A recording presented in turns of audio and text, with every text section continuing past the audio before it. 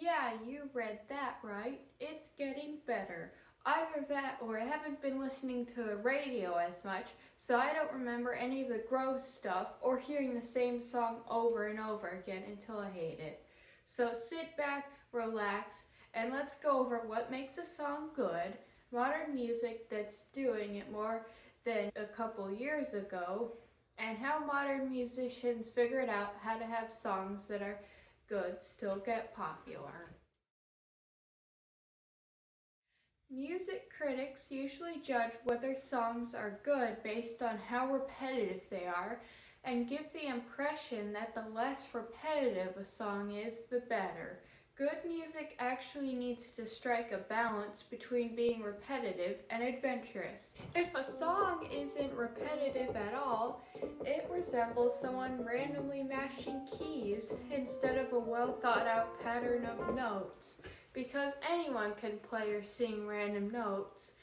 Since the human brain feels more comfortable with something repeating, the listeners won't be comfortable hearing this song. And if they enjoy a part of the melody, they can't count on it to ever repeat. If you repeat a riff too much, it won't sound interesting because people will be able to predict too much of it and won't understand the point in listening. Some genres are more on the repetitive side and others are more on the adventurous side. Tech house, for example, is an obscure genre of electronic music that consists of strange synthesizers over a danceable beat.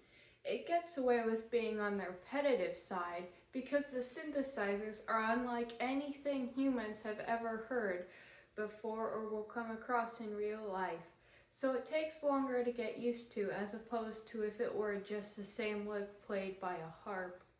Jazz is on the less repetitive side with its thickly voiced chords and improvised solos with key changes.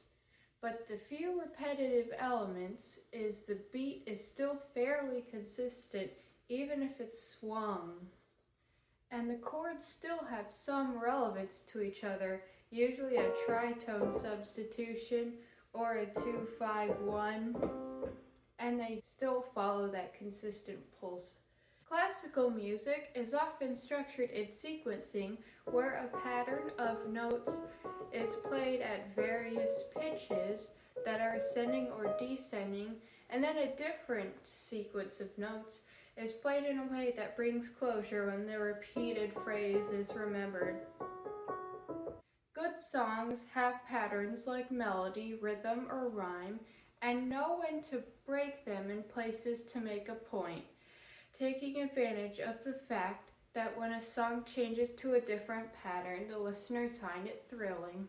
Another qualification is for it to be coordinated with its riffs and rhythm fitting well with lyrics into a pleasing structure where every part of the song, from the melody to the harmony to the rhythm to the rhyme, at counterpoints and bassline fits well while complementing each other.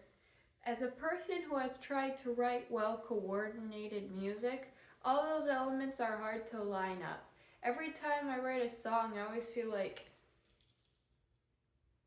oh, this is fine, I'm a I don't know. A good song can also be one that pulls off being on the less repetitive side without sounding chaotic and unpleasing. Another way of having a good song is for it to influence people's emotions to make you feel like you identify with it, because that's harnessing the power of music. Writing emotionally powerful songs is hard for some people to do without sounding cheesy, at least according to me. Another contender is if the lyrics are poetically brilliant and convey a hidden message. Popular music has changed a lot since quarantine. That's because during quarantine, people couldn't go out and do stuff, so they watched videos at home instead of listening to the radio in their car. TikTok videos often include music, So the music artists of today learned how to accommodate their songs. They made their songs accommodate short loops better because they realized that they didn't have to make their song good outside of a 30-second loop. And they made the song easier to loop without it being extremely noticeable so that people would use their songs in videos in the hope that the people would re-watch the shorts without noticing. Music that is not more than a loop is really annoying because it gets stuck in my head and I can't get it out and it drives me insane. The way content creators use songs in their shorts is often to be more expressive, like lip syncing or dancing to them. Some music artists made their songs more expressive, but at first in an annoying way, by involving shouty, snotty lyrics that don't make sense often, but are still expressive enough to be popular.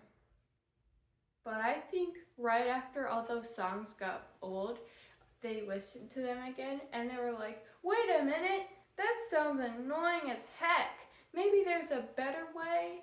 When I first heard the songs I'm going to be mentioning, I was skeptical to expect popular music would get better because I was used to being disappointed after hearing one good song on the radio. But after a few months of hearing songs that sound a lot different, I think it's safe to say that music is changing for the better. Here are ways musicians have made songs that are popular in the YouTube Shorts and TikTok era without being a loop or incredibly overdramatic. I said one of the qualities in a good song is to influence people's emotions more without being cheesy, because that takes skill. That's what some of the songs that are popular in 2024 pulled off. Beautiful Things, for example, by Benson Boone, has a pre-chorus that has a lot of tension with constant drum beats that tick down to the chorus. They get progressively louder, especially when snares are added. The chorus is sung a lot higher to make it stand out. The lyrics are dramatic and sung one word at a time on the strong beats, and guitar interrupts between every word, which gives the impression of the singer being out of breath from emotion. After every word, there are 8-note triplets in the percussion that give the chorus and pre-chorus a rhythm like boom, boom, boom, boom, boom, boom, boom, boom, which accentuates the beat a lot because that's where it shifts between boom, boom, boom, and boom. And that reminds the listener of marching. Marching is what people do when they are proud and expressive, and that's how the song sounds proud and expressive. Beautiful Things has been featured in a short about loving and not regretting having a kid with Down syndrome. The boom, boom, boom, boom is repeated in the pre-chorus and chorus, thus making the song feel more connected throughout each part. In the pre-chorus and chorus of Hot to Go by Chappelle Roan, there is chanting and singing of the letters that spell hot to go, which is what cheerleaders sometimes do to rile people up at a pep rally. It sounds like multiple people are singing at once, which is similar to what you would hear at a pep rally, and that's how that song riles people up. It successfully turned into a TikTok dance of people posing as the letters. People who do the trend can enjoy using that song because it's fun and upbeat. The lyrics aren't sung with an unnaturally dramatic tone, but at the moderate amount of carefree happiness, which is still enough to make the song popular on the internet. Sabrina Carpenter's Feather is a more tame example, but it still manages to be expressive without being really dramatic, by displaying mild confidence and light sarcasm, which is also fun to act out. Right before the chorus, Sabrina laughs and says something slightly sarcastically. People using the sound usually lip sync to that when acting out a time in their life that it would make sense to say that. The song is about feeling free after ending a relationship that was draining and has a playful mood, matching the playfulness of the TikTok dances. Not all of YouTube and TikTok shorts are about people acting out a time in their life and being expressive. In fact, the majority of them are kind of relaxing and often show crafts and tutorials that are satisfying to watch or hear. Those videos often have music playing in their background, so they are still engaging to people scrolling. Artists have created songs that are more laid back and relaxing to fit those videos to gain listeners. Please, Please, Please by Sabrina Carpenter often has her singing in a high-pitched voice, kind of softly, and a bubbly sounding instrument doing ad-libs. And it also uses hi-hats in between the lyrics to make the beat sound kind of dreamy. It also has a key change from A major to C major and uses a chord progression that isn't a 4-chord loop. Stick Season by Noah Kahan is also more relaxed because it sounds like it has country influences because it has a banjo playing that isn't too loud or aggressive, and some of the lyrics have metaphors of the weather and Vermont and the seasons. The song has a lyrical theme of late fall after the leaves drop as a metaphor for loss of a relationship. It makes sense to associate being laid back with fall because it's getting colder and the trees are not having leaves anymore. It's like nature and the heat of the earth is laying back. The laid-back, sad banjo and use of the weather metaphors tie into the mood and message of not being super angry but grieving and trying to accept that you are drifting apart from someone. The lyrics are well written because they describe not being able to visit someone, being forgotten by their family, and have a lot of metaphors like missing an exit on the highway for missing the chance to make the relationship permanent.